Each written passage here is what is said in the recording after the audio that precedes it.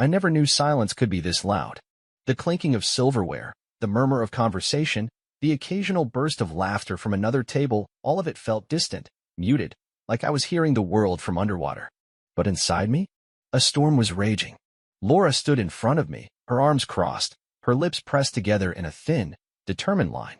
Her eyes burned with something I couldn't quite place. Defiance? Victory? Maybe both. Stay and listen, or walk away. She said it like it was a fair choice, as if there was an option where I didn't lose. The restaurant had gone eerily quiet, like the world itself had paused to watch my life fall apart.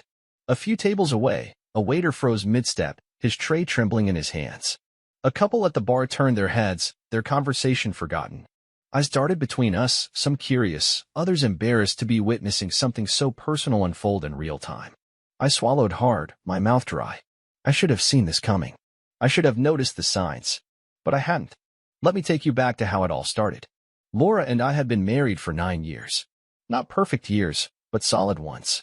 We weren't one of those couples who pretended to be madly in love every second of every day, but we were good together, or at least, I thought we were. I worked in software development. Long hours, sure, but they paid well. Laura, on the other hand, had a job she claimed to love, marketing for some trendy lifestyle brand. She had always been outgoing, always the center of attention in any room. She could charm her way into or out of anything, and I loved that about her. Until I didn't. Until I realized I had been the one getting played. The first crack appeared about 6 months ago. Laura started going out more. Work dinners, she called them. Networking events. Happy hours. She had never been a homebody, but it was different this time. There was an urgency to her absences, a kind of excitement that had nothing to do with business meetings. She smelled different when she came home. Not perfume, exactly, just different. And then, there was the phone, always in her hand, always tilted away from me when she texted. I should have confronted her sooner. I should have asked questions before the answers became too obvious to ignore. But I didn't. I convinced myself I was imagining things, that I was being paranoid. Then, 2 weeks ago, I found the message. It wasn't even hidden. It popped up on her phone screen while it was sitting on the kitchen counter. A preview of a text. 7 words that ripped the floor out from under me. Last night was amazing. I can't stop thinking about you. I stared at it, my breath caught in my throat. I didn't recognize the number. There was no name attached to it. But I knew. I knew. My hand shook as I reached for the phone, but just as I picked it up, Laura walked into the room. She froze for a split second, then recovered so fast that if I hadn't been watching closely, I might have missed it. You're snooping through my phone now. She snapped, snatching it from my hand. Jesus, Everett, have some trust. Trust. I laughed. I actually laughed. A short, bitter sound that didn't even feel like my own voice. She didn't try to explain the text. She didn't deny it. Instead, she went on the offensive, twisting it around until suddenly, I was the bad guy. The insecure husband. The jealous one. But she knew. She knew the game was up. For the next 2 weeks, we barely spoke. She pretended everything was fine. I let her. I wasn't ready for the confrontation, not yet. I needed proof. So I waited. And tonight, I finally got it. When Laura invited me to dinner at this fancy restaurant, I almost didn't come. Something felt off. Too forced. Too rehearsed. But against my better judgment, I went. And now, I stood here, watching my wife, no, the stranger in front of me, giving me an ultimatum in front of an audience. Stay and listen, or walk away. I clenched my jaw. My heartbeat thundered in my ears. She thought I would stay. She thought I would play my part in whatever script she had written for tonight. She was wrong. I reached into my pocket, pulled out my wallet, and dropped a few bills onto the table. Then, without a word, I grabbed my keys, turned my back to her, and walked out. I didn't look back. Not even once. The night air hit me like a shock to the system, cold, sharp, real. My steps were steady as I walked to my car, but inside, my mind was a battlefield. This was it. The end of everything I had spent almost a decade building. And the worst part? I wasn't even sure if I was more heartbroken or just exhausted. I got in my car, gripping the steering wheel so hard my knuckles turned white. My body was still in that restaurant, still standing there, still staring at Laura as she gave me that smug, calculated ultimatum. Stay and listen, or walk away. She really thought she had control. She really thought she could dictate how this ended. I exhaled sharply and turned on the ignition. The engine hummed to life, But I didn't drive off immediately. I just sat there, staring at the restaurant through the windshield, watching as shadows moved behind the large glass windows. What was she doing now? Was she celebrating her victory? Laughing it off with whoever had been waiting for this moment? I had no doubt someone was waiting, because Lauren never acted without an audience. I drove aimlessly for a while, turning down streets I barely recognized, letting my thoughts run wild. There was no going home. Not yet. The house, the one I had poured years of my life into, didn't even feel like mine anymore. It had become a crime scene, a place tainted by secrets I had ignored for far too long. I pulled into the first empty parking lot I found and leaned back against the headrest. My heartbeat had slowed, but the weight in my chest was unbearable. How did I let it get to this? How did I not see it coming? Except I had. I had seen every red flag, every late night out, every guarded phone screen, every excuse that never quite added up. But I had done what most people do. I had hoped. Hoped I was wrong. Hoped that the woman I married was still in there somewhere, beneath the arrogance, beneath the growing distance, beneath whatever had made her look me in the eye tonight and dare me to stay. I let out a bitter laugh. She thought I would stay. She counted on it. She had spent years learning my moves, learning my patience, learning exactly how to push me to the edge, but never over it. Until tonight. Somewhere between replaying the night in my head and convincing myself to move, my phone buzzed. I almost didn't check it, but some masochistic part of me needed to see it. I glanced at the screen. Laura, wow? Dramatic much? You could have at least had a conversation like an adult instead of storming out like a child. I stared at the message, my grip on the phone tightening. She wasn't sorry. She wasn't panicked. She wasn't trying to fix things. She was mocking me. I should have deleted the message, thrown my phone into the passenger seat, ignored it completely. But my fingers had a mind of their own. Me, you wanted an answer. You got it. 3 dots appeared immediately, then stopped, then started again. I waited. Then the message came through. Laura, that's it? You're really going to throw everything away without even talking? Talking. As if I hadn't been trying to talk for months. As if I hadn't already known where this was going the moment I read that message on her phone 2 weeks ago. But what was there left to say? I started typing, then deleted it. I wasn't doing this over text. I wasn't playing whatever game she was trying to drag me into. Instead, I tossed my phone onto the seat and pulled out of the parking lot. I knew where I needed to go. By the time I pulled up to the house, the lights were on. She had beaten me home. Of course she had. She was waiting. For a fight? For an apology? For another chance to twist the knife? I wasn't sure, but I wasn't afraid to find out. I got out of the car, walked up the driveway, and unlocked the door. Inside, the house felt too warm, too still. It was suffocating. Then I heard movement. And there she was, standing in the kitchen, wine glass in hand, like nothing had happened. Like this wasn't the beginning of the end. She tilted her head slightly when she saw me, her expression unreadable. You left before I could explain, she said, her tone light, almost teasing. I let out a slow breath, forcing myself to stay calm. Explain what? I asked, crossing my arms. Why you've been lying to me. Why you're suddenly playing the victim. Her lips curled into a smirk. A smirk. God, I wanted to scream. But I didn't. Instead, I did something that finally wiped that smirk off her face. I pulled out my phone, opened the messages, and turned the screen toward her. Her eyes flickered to it for only a second before she rolled them dramatically, taking another sip of her wine. That's what this is about, she scoffed. Everett, come on. It's not what you think. I stepped closer. So tell me, what exactly am I thinking? She hesitated.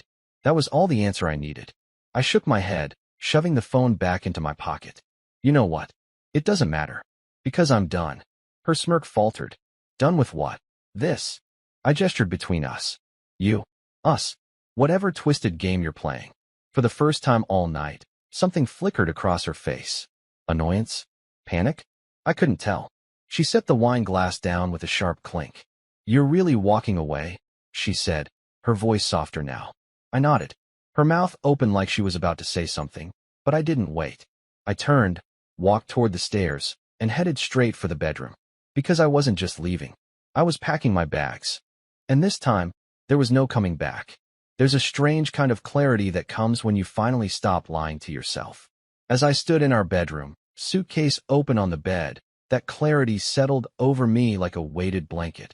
Heavy, but grounding. My hands moved on autopilot, shoving clothes into the bag without thinking about what I was packing. It didn't matter. Nothing in this house mattered anymore. Downstairs, I could hear Laura moving, pacing. She wasn't used to losing control. She thought she knew me, thought I would cave, thought I would sit down and let her spin whatever twisted excuse she had prepared. But I was done listening. I reached into the closet and grabbed more clothes, barely processing what I was taking. Shirts, jeans, socks. I wasn't thinking about what came next, where I'd go, how I'd rebuild my life. All I knew was that I couldn't stay here. Not one more second. Footsteps. Then, her voice. Low, sharp, laced with irritation. Are you seriously packing? I ignored her. Zipped the suitcase. She stepped into the room, arms crossed, her expression shifting between frustration and disbelief. You're actually leaving. I finally met her gaze. Yeah, I said. I am. She scoffed, shaking her head. You're being ridiculous. You don't even know the full story. I laughed under my breath. The full story? You think I need more details? What? Should I sit down and let you explain how last night was amazing didn't mean what I thought it did? Her jaw tightened. It's not that simple. It never is with you, is it? I shot back, shoving the last of my things into the suitcase. Laura took a step closer. Everett, just stop for a second. Let's be rational. You can't just walk away from 9 years over. Over what? I cut in. Over your lies? Over you making me feel like an idiot for months while you did whatever the hell you wanted behind my back. Her lips parted slightly, like she was about to deny it. Then, she closed her mouth. No excuses left. That silence was all the proof I needed. I grabbed my suitcase and moved toward the door, but she blocked my path. You're really gonna do this? She said, her voice lower now. You're just gonna walk out and pretend like we never existed? I exhaled slowly, gripping the suitcase handle so tightly my fingers ached. You did that first. That hit something in her. I saw it in her eyes. But I didn't wait for a response. I stepped past her, brushing against her shoulder as I left the room. I had one foot on the stairs when she spoke again. I thought you were stronger than this, she muttered. Guess I was wrong. I stopped. Not because I was second-guessing myself. Not because I wanted to turn around. But because that was classic Laura. Twisting the knife. Trying to make me feel like the weak one. Like I was the one giving up, when in reality, she had thrown this marriage away long before I packed this bag. I turned my head slightly, just enough to glance at her over my shoulder. Yeah, I said. I guess we were both wrong about a lot of things. Then, I walked down the stairs. The house felt different on my way out. Colder. Emptier. Like something had shifted the second I decided I was done. I stepped outside, the night air hitting my skin. It smelled different out here. Crisp, real. Like the first breath after suffocating for too long. I reached my car and tossed the suitcase in the back seat. One last deep breath. One last glance at the house where my life had unraveled. Then, without hesitation, I got in and drove away. No second thoughts. No regrets. Just the road ahead. And for the first time in a long time, freedom. The further I drove, the more surreal it felt. Like I was floating outside my own body, watching my life play out from a distance. Watching myself leave behind 9 years of history. Of love, of pain, of every moment that had led up to tonight. The roads were dark, almost empty. The only sound was the low hum of my tires against the asphalt. My hands were steady on the wheel, but inside, my mind was a battlefield. There was no going back now. I had walked away, packed a bag, left the house that no longer felt like home. But now, an entirely different question loomed over me like a storm cloud. What next? Because leaving was only the first step. Now, I had to figure out where the hell I was going. I pulled into a gas station, parking under the bright fluorescent lights. I wasn't even sure why I stopped. I didn't need gas. I didn't need food. Maybe I just needed a second to breathe. I turned off the engine and leaned back, staring up at the ceiling of the car. For the first time since walking out, the weight of it all started to settle in. The end of my marriage. The loss of everything I had spent years building.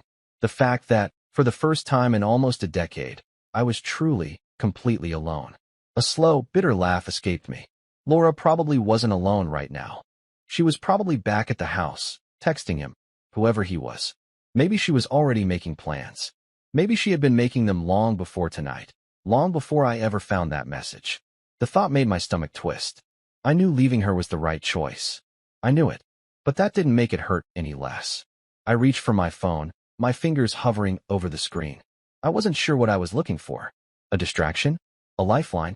A sign that I hadn't just detonated my entire life without a backup plan? Instead, I saw 3 unread messages. From Laura. I hesitated. Then, against my better judgment, I opened them. Laura, so this is really happening? Laura, you're seriously leaving me over a misunderstanding?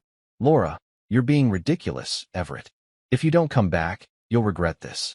I exhaled slowly, gripping the phone so tightly my knuckles turned white. I should have ignored her. I should have deleted the messages and blocked her number. But something about that last one, "You'll regret this," itched at me. It wasn't sadness. It wasn't remorse. It was a warning. And that's when it hit me. She wasn't panicking because she had lost me. She was panicking because she had lost control. I set my phone down, my mind racing. I had spent years trying to be the good husband, trying to keep things together, trying to ignore the red flags for the sake of what we used to be. But Laura? She had never been afraid to destroy things the moment they stopped benefiting her. I thought back to all the times she had turned arguments around on me, how she could twist the truth so skillfully that even I started doubting myself. And now, she was trying to do it again, trying to rewrite history, trying to make me believe I was the one throwing everything away, when in reality, she had checked out of our marriage long before I ever walked out that door. I wasn't falling for it this time. The gas station door chimed as I walked inside. The place was mostly empty, except for the cashier and some trucker filling a thermos with coffee. I grabbed a bottle of water, barely paying attention, my thoughts still tangled in the mess Laura had left behind. But as I approached the counter, I noticed something. A board near the register. Flyers pinned to it. Local motels. Temporary rentals. Storage units. And just like that, I had my answer. I wasn't going back. I wasn't sleeping in my car. I wasn't letting Laura dictate the next chapter of my life. I was starting over, on my terms. As I stepped back into the night, I could feel something shift. Maybe it wasn't peace. Not yet. But for the first time in a long time, it was something close. The motel room was exactly what you'd expect. A worn-out bedspread, a tiny TV mounted on the wall, and the faint smell of cigarette smoke that no amount of cheap air freshener could cover. It wasn't much. But for now, it was mine. I set my suitcase down by the door and exhaled, running a hand through my hair. The room felt hollow, but it was the first space in a long time that didn't feel like it belonged to her. No framed photos of our perfect marriage. No scent of her expensive perfume lingering in the air. Just 4 walls, a bed, and silence. A fresh start. Or at least, the beginning of one. I sat on the edge of the bed and reached for my phone, staring at the screen. It had been almost an hour since I left the house. 5 new messages. Laura, are you actually staying in a motel right now? Laura, this is pathetic, Everett. Come home. Laura, you think this is going to make me chase you? Laura, if you leave, I promise you'll regret it. Laura, fine. If this is how you want it, don't expect me to sit around waiting. I let out a slow breath, shaking my head. She wasn't apologizing. She wasn't begging me to come back. She was baiting me. Every word was a calculated move, an attempt to make me doubt myself, to make me believe that I was the one who had to fix this. Classic Laura. She wanted control, but she lost it the second I walked out that door. I tossed my phone onto the nightstand without responding. I wasn't playing her game anymore. For the next 2 hours, I lay on the bed, staring at the ceiling, letting the reality of it all sink in. I was free, but free didn't feel as good as I thought it would. Because beneath the relief, beneath the anger, beneath all the ways Laura had betrayed me, there was still grief. Not for her, not for what we used to be, but for the version of me that had spent 9 years believing in something that never existed. The version of me that thought love was enough. That man had died the moment I saw that text message. And now, I had to figure out who the hell I was without her. Somewhere between my thoughts, exhaustion finally took over. I didn't remember falling asleep, but I sure as hell remembered waking up. 3:14 a.m. A loud bang at the door. I jolted upright, my pulse spiking. For a split second, my half-asleep brain convinced me I was back home, that this was just another restless night, another sleep-deprived moment waiting for Laura to come home at some ungodly hour. But then I saw the room, the motel, and the pounding at the door started again. I swung my legs over the bed, rubbing the sleep from my eyes. Then, a voice. Everett, open the damn door. Laura. I froze. What the hell was she doing here? I stood there for a second, debating my options. I could ignore her, pretend I wasn't here. But I knew Laura. She wasn't the type to walk away. I crossed the room and opened the door just enough to see her standing there, arms folded, dressed in leggings and one of my old hoodies. A look of sheer determination on her face. "You're really making me come all the way out here," she snapped, pushing past me before I could stop her. I clenched my jaw, shutting the door behind her.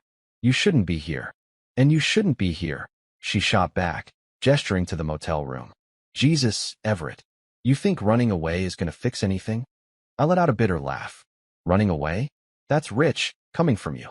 She rolled her eyes. "Oh, here we go? Another pity party about how I'm the villain and you're just some poor, helpless husband who did nothing wrong." Something in me snapped. I took a step closer, lowering my voice. "You lied to me." Laura didn't flinch. "I never lied." I scoffed. "Really? So what was that text then?" She crossed her arms tighter, shifting her weight. "You don't know the full story." "I know enough," I said, shaking my head. "I know you've been sneaking around. I know you've been playing me for months. And I know you sure as hell didn't expect me to finally walk away." Her jaw tightened. That hit a nerve. "Is that what this is about?" she asked, tilting her head. "Your ego? You just wanted to be the one to leave first." I stared at her, unable to believe what I was hearing. Her words weren't laced with regret. She wasn't trying to fix things. She was angry that I had beaten her to it. I exhaled sharply, running a hand through my hair. "You know what, Laura? I don't even care anymore." She blinked, caught off guard. "Excuse me." "You heard me," I said, voice steady. "I don't care what your excuse is. I don't care about the full story. I don't care about you." For the first time, I saw something crack in her. She had expected a fight. She had expected me to be bitter, broken, desperate to fix us. But I wasn't. Not anymore. I grabbed my bag, threw on my jacket, and stepped past her. "Where are you going?" she demanded. "Somewhere you can't follow," I said without looking back. And then, just like before, I walked out the door, leaving her behind. Again, the night air hit me like a slap to the face, but I welcomed it. It was better than the suffocating heat of that motel room. Better than being trapped in Laura's presence. Better than watching her try to manipulate me into staying. She had followed me. She had stood there, knocking on my door at 3 a.m., demanding I explain myself, as if she was the victim. I shook my head, laughing bitterly as I walked across the parking lot toward my car. This was who she was. This was who she had always been. She didn't want me. She wanted control over me. I unlocked the car and slid into the driver's seat, gripping the steering wheel with both hands. My head was still spinning from the encounter. How had I spent 9 years with someone like that? How had I let it go on for so long? I had ignored the red flags, excused the late nights, convinced myself that love meant enduring. But love wasn't supposed to feel like war, and I was done fighting. I exhaled sharply, started the engine, and pulled out of the parking lot. I had no idea where I was going. I just knew I wasn't staying. I drove for what felt like hours, taking back roads, letting my thoughts unravel with every mile. Somewhere along the way, I passed the outskirts of town, the places I never bothered going because Laura had never cared for them. The old diners, the rundown gas stations, the forgotten roads leading to nowhere. And then I saw it. A small 24-hour diner, glowing in the dark like some kind of beacon. It was empty except for an old pickup truck parked outside, and right then, that was exactly what I needed. A place with no history. A place where no one knew me as Laura's husband. I pulled in, parked, and stepped inside. The bell above the door jingled as I entered, and the smell of fresh coffee hit me instantly. Behind the counter, a middle-aged waitress glanced up from wiping a table. She gave me a tired smile, not the least bit surprised to see a man walking in at nearly 5 in the morning, looking like he'd just had his world ripped out from under him. "You want coffee or something stronger?" she asked, grabbing a mug. I huffed out a quiet laugh. "Just coffee." She nodded and poured a cup, sliding it across the counter. I took a seat in the booth farthest from the window, staring into the dark liquid like it might hold some kind of answer. The place was quiet, peaceful, a welcome contrast to the chaos I had just walked away from. And for the first time in hours, I let my mind slow down. But peace never lasts, does it? Because just as I took my second sip of coffee, my phone buzzed. "Laura." I let it ring. Then, another text. "Laura, Everett, pick up the damn phone." Then another. "Laura, you think you can just disappear?" Then another. "Laura, fine. You don't want to talk?" Maybe you'll want to talk to your lawyer instead. I froze. My lawyer? I clenched my jaw, gripping the phone tighter. I hadn't even thought about that yet, about the legal mess, about the house, about what the hell would happen next. But of course, Laura had. She had already moved to the next phase of her little game. Something wrong. The waitress's voice pulled me back. I blinked, shaking my head slightly before forcing a smile. Nothing I can't handle, I muttered. She gave me a knowing look, but didn't press. Instead, she poured me another cup and walked away. I stared at the screen again, my pulse hammering. I should have been furious. I should have wanted to throw my phone across the diner. But all I felt was exhaustion. Laura had spent years making me question myself, making me feel like I was the problem. I wasn't about to let her keep doing it. Not anymore. I locked the phone and shoved it into my pocket. She could call a lawyer. She could throw whatever threats she wanted at me.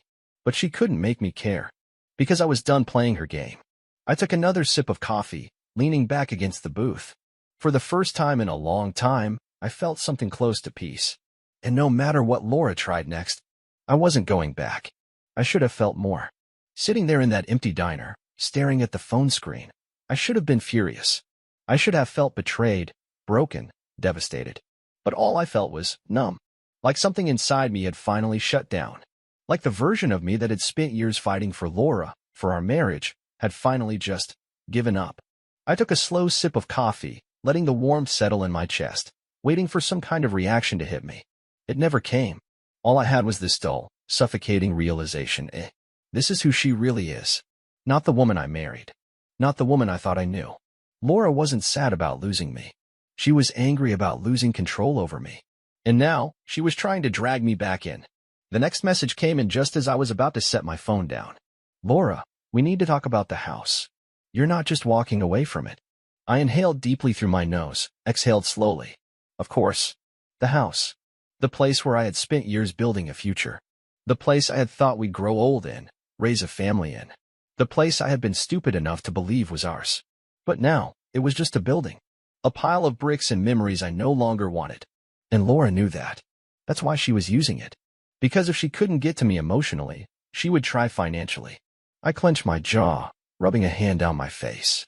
I needed to be smart about this. I couldn't let her bait me. The waitress walked by, refilling my cup without asking. She glanced at the phone still glowing on the table and gave me that same knowing look from earlier. Trouble? I let out a quiet chuckle, shaking my head. You have no idea. She smirked. Oh, I think I do. I looked up at her, raising an eyebrow. She shrugged. You're not the first guy to sit in that booth at this hour, staring at his phone like it personally betrayed him. That actually made me laugh. A real one this time. She leaned on the counter, tilting her head. So? What's the damage? Divorce. I sighed. Something like that. Her eyes softened a little, but she didn't say anything. Just topped off my coffee again and walked away. It was weirdly comforting. She didn't ask questions. Didn't pry. Just acknowledged what I was going through and let me be. It was the first conversation I'd had all night that didn't feel like a battle. I sat there for another hour, thinking about what came next. I knew Laura. I knew she wasn't done.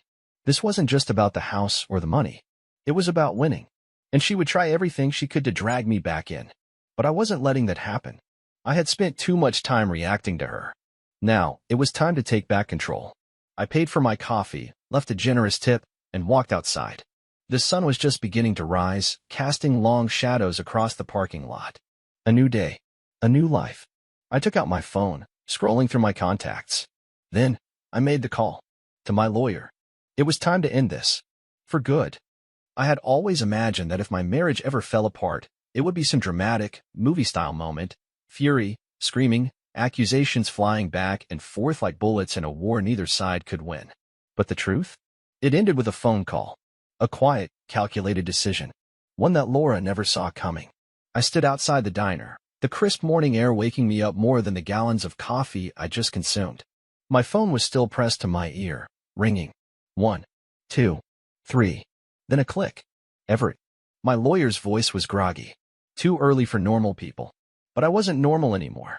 Not after the night I had just had. I need to file for divorce, I said, my voice calm. Steady. Unshaken. A pause. Then a sigh. All right, he said, his voice clearing. Let's do it right. You sure about this? I looked out at the horizon, the sun peeking over the edge of the world like a quiet promise. Yeah, I said. I'm sure. The next few weeks were a blur of paperwork and negotiations. Laura, of course, didn't make it easy. She tried everything: gaslighting, guilt-tripping, even pretending to be hurt by my decision, as if I had somehow blindsided her. But I didn't engage. I didn't fight her anymore. I let my lawyer handle it, kept my replies short, factual. The less I gave her, the less she could twist. And that's what drove her insane. For the first time, she wasn't in control. The house? I let her have it. It wasn't home to me anymore. It was a cage. A place full of memories I no longer wanted. She thought she had one. Thought she had gotten what she wanted. Until she realized something. I had left her with bricks and furniture. But I had taken myself. And I was what she had spent years controlling, manipulating, owning. Without me, the house was just walls. Without me, her victories were empty. And that was the best revenge of all. I moved to a new city. Got a new place. Started fresh. Some days, it still felt strange, like I was a ghost walking through someone else's life, like I had spent so much time being her husband that I had forgotten how to be myself. But with every passing day, I felt lighter. I laughed more. Slept better. Woke up without a tightness in my chest, without the feeling that I had to brace for whatever emotional trap Laura had set for me. For the first time in a long time, I was free. One day, months later, I got a text. Laura, I hope you're happy. No anger. No smugness.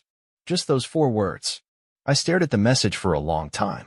Then, without replying, I deleted it. Deleted her. And finally, moved on.